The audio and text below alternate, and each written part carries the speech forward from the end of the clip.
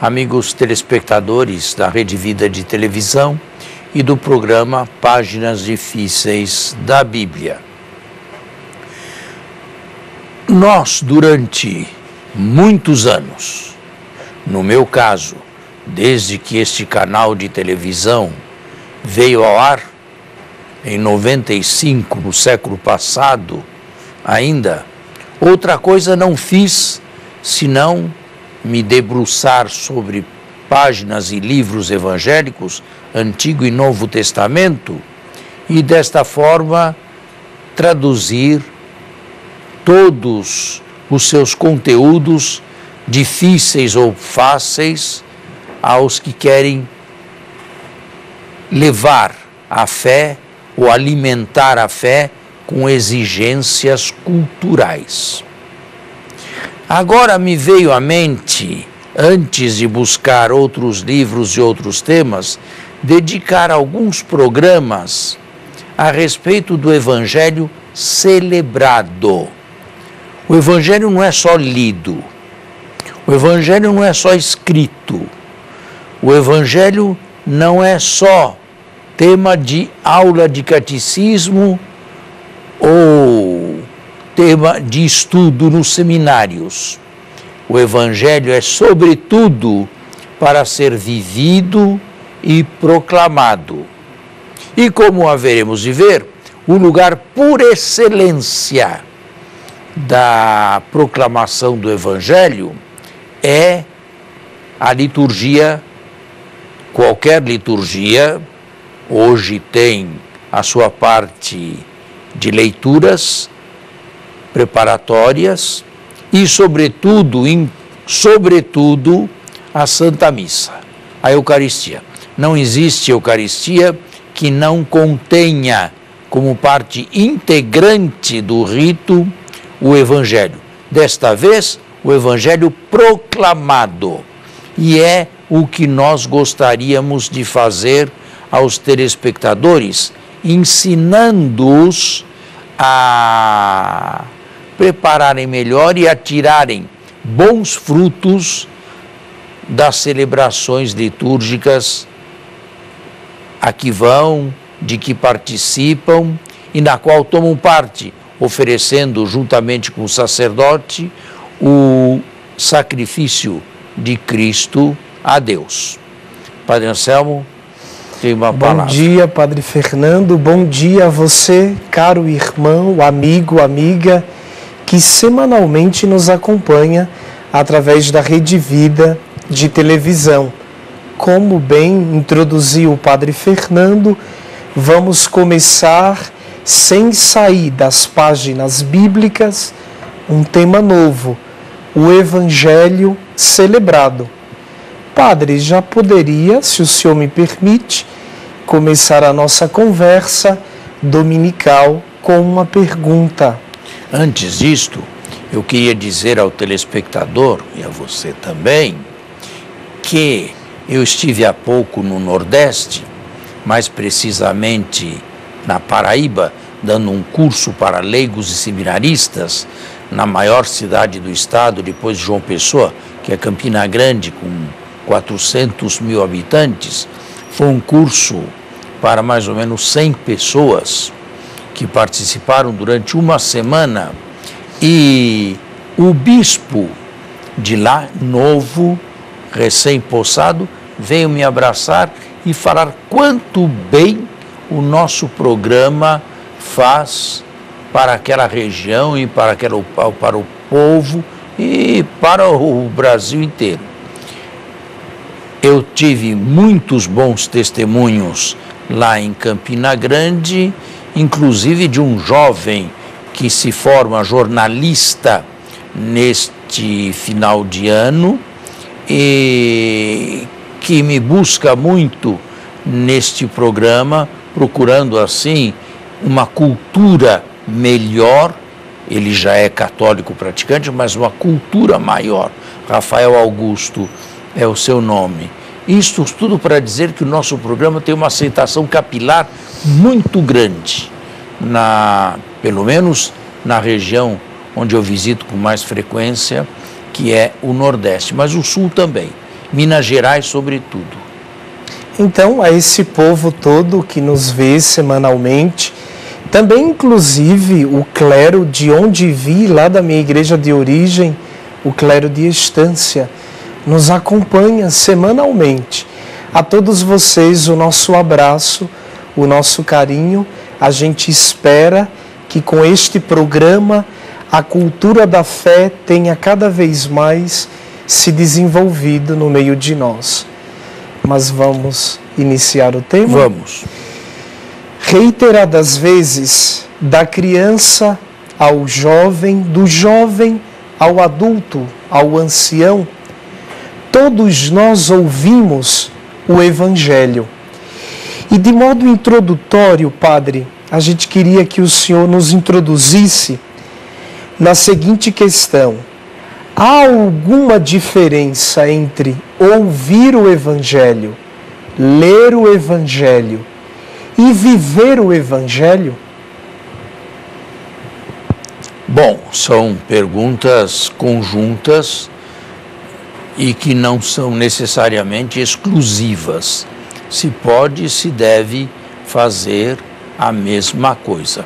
Mas o que acontece antes da proclamação do Evangelho numa celebração eucarística, litúrgica? O que acontece? Os ritos iniciais.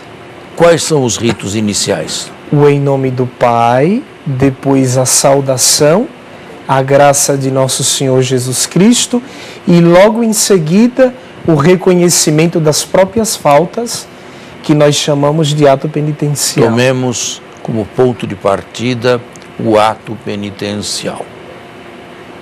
Claro, na saudação também se usa um texto bíblico: a graça e a paz de Deus nosso Carta Pai de Paulo, né? E de Jesus Cristo nosso Senhor estejam convosco. Não tem sentido nenhum o padre chegar no altar e dizer bom dia. Ou no final da missa, bom dia, boa tarde ou boa noite. Isto é saudação profana. Isto é feito para fora da igreja. Muito melhor: o Senhor esteja convosco, ou ide em paz e o Senhor vos acompanhe, ou a graça, como disse no início da missa, não é? Há uma diferença entre a celebração, que é litúrgica e que deve sempre permanecer estável, e lá fora, onde tudo pode ser modificado a bel prazer.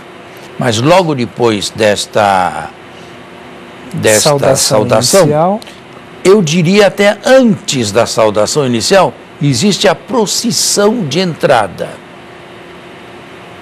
Esta procissão de entrada não é somente um andar pela nave e pelo corredor central da igreja. Ela é a igreja, é a assembleia que se encaminha assim ritualmente, processionalmente, para o lugar da celebração. É pena que nas nossas igrejas, sobretudo dominicais, o povo não possa tomar parte nesta entrada solene, porque são muitos e a igreja não comporta isto. Mas seria auspicável que em algum momento, dia de semana, com pouca gente, todos entrassem em procissão para a celebração eucarística. Envolver também, quanto mais possível, o povo na celebração, para que não pareça um auditório. Nós num palco e eles num auditório. Eles também entrariam em procissão antes dos acólitos e do celebrante principal, às vezes com o diácono também. Eles também entrariam logo após aquele que carrega a cruz e que deve ir à frente, de preferência com 2 acólitos laterais, com as 2 velas acesas. Certo? Mas qual seria a razão de, por exemplo, o povo também ter que entrar em procissão? Não é ter que entrar, é ele se sentir parte de uma grande assembleia que se aproxima do altar cadencialmente, cantando um canto apropriado para aquela liturgia do dia e para se iniciar a celebração. Eles se sentiriam, a meu ver, mais participantes do que ouvintes ou auditores, certo? E depois, como você disse bem, vem o rito penitencial. Temos tempo ainda? Sim, creio que sim. Não. Estão dizendo que temos que encerrar aqui e fazer um pequeno intervalo. Muito bem. Lá chegando, estamos no segundo bloco, os ministros maiores, diácono e sacerdote, beijam o altar. O altar deveria ser tratado como o Calvário. O altar é o Calvário, porque é sobre o altar que se reatualiza o sacrifício do Calvário. Então, com o mesmo fervor e veneração como se beijasse o Calvário em Jerusalém, se beijam os nossos altares, que são os novos Calvários. E eu vou dar um depoimento meu, pessoal. Eu costumo levar grupos à Terra Santa, de quando em quando, e lá ser diretor espiritual. Eu não tenho, como muitos, muita emoção. No começo eu ficava assim, por que eu não tenho emoção? Eu vejo aquela gente toda chorando, se emocionada, lágrimas pelos olhos. Eu não tenho, mas... E fico ali quieto num banco rezando, enquanto eles em procissão lá entram no centro do Calvário e beijam o Calvário, sem nenhuma emoção. Mas depois descobri, o Calvário verdadeiro agora não é mais ali. Ali se deu tudo historicamente e paradigmaticamente. Mas o Calvário é aqui, é o altar onde eu celebro a missa, é a minha igreja. Eu tenho o Calvário. O mesmo sacrifício lá é reatualizado aqui. Portanto, eu estou bem perto e celebro todos os dias o Calvário glorioso, beijando o altar e me preparando para o rito penitencial. O rito penitencial a que você aludiu, acredito que no primeiro bloco ainda, é por quê? Porque nós nunca chegamos a Deus com a cabeça erguida. Há perdão de pecados no rito penitencial? Bom, há perdão de pecados sempre que você peça perdão a Deus. Outra coisa é o sacramento porque da aí, penitência. Inclusive aí também seria parte da minha pergunta. Talvez essa seja a dúvida do fiel leigo. Se no ato penitencial há absolvição de pecados, por que é que preciso recorrer ao sacramento da confissão, haja visto que este sacramento se sistematiza em cima de um texto bíblico, onde Jesus diz aos apóstolos: os pecados que vocês perdoarem, eles serão perdoados, os que vocês não perdoarem, eles serão retidos. E historicamente nós conhecemos que o sacramento da confissão como tal foi sistematizado apenas no Concílio de Trento. Então, eu acho que seria bom uma catequese para o nosso... Em primeiro lugar, é ato penitencial, mas não se trata da confissão sacramental. Não é o sacramento aquilo. É simplesmente um ato que está dentro do grande sacramento que é a Eucaristia. Que está dentro, que faz parte ou que é inicial, mas não é a absolvição pessoal e individual após a acusação pessoal dos próprios pecados. São duas coisas diferentes. Pedir perdão a Deus, você pode pedir o dia inteiro. E acredito que se o fizer com sinceridade, com arrependimento, será perdoado. Porém, Não houve ali a acusação do pecado em vista da absolvição sacramental, isto é, o perdão de Deus, na sua máxima ostentação, quer ser um perdão audível. Eu te absolvo. Ou seja, e por isto é sacramento. Passa pela mediação do sacerdote. Passa pela mediação do sacerdote, que é juiz e, sobretudo, juiz misericordioso, sem deixar de levar a sério as exigências do nosso relacionamento com Deus. Mas ali existem 3 fórmulas de ato penitencial. O sacerdote pode escolher uma das 3, não é preciso, nem se deve recitar as 3, e os fiéis respondem conjuntamente: confesso a Deus Todo-Poderoso e a vós, irmãos. Por que confesso e não confessamos? Porque o pecado, embora tenha um alcance social inegável, tem também uma raiz individual. Ninguém peca sem querer. Então, dada esta raiz individual ao mal, ao pecado, todos nós confessamos. E por causa do seu alcance social, nós fazemos o rito eclesialmente. Não é para abreviar o tempo, para não deixar que cada um o faça no singular, mas por causa da abrangência social. Eu diria abrangência eclesial. Por causa dos pecados da minha comunidade ou das minhas comunidades, a igreja, que deveria ser santa, católica, apostólica, se torna menos santa. E nós temos parte nisto, no aumento ou na diminuição da santidade da nossa comunidade, da nossa igreja. Então, no seu caso, da igreja, da sua paróquia, da sua comunidade. Diocese, né? Da diocese, mais o bispo, você de uma parte da diocese que ele lhe dá como cura de almas. Então, o nosso pecado, ele sempre tem a sua raiz individual, pessoal, e ele tem uma consequência social. Tem. Por isso nós confessamos individualmente e o fazemos também em assembleia. Em assembleia.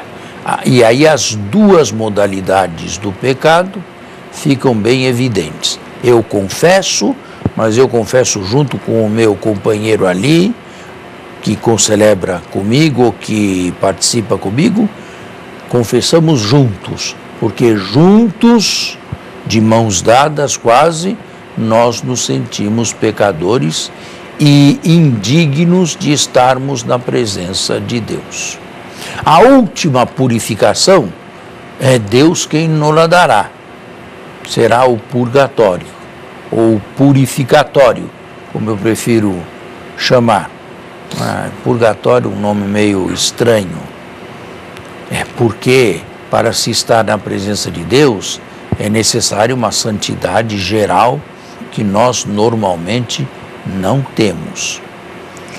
Devemos dar graças a Deus se não temos pecados graves ou gravíssimos na consciência, mas também nos pesam inúmeras lesões ou faltas que cometemos, não é? Diariamente.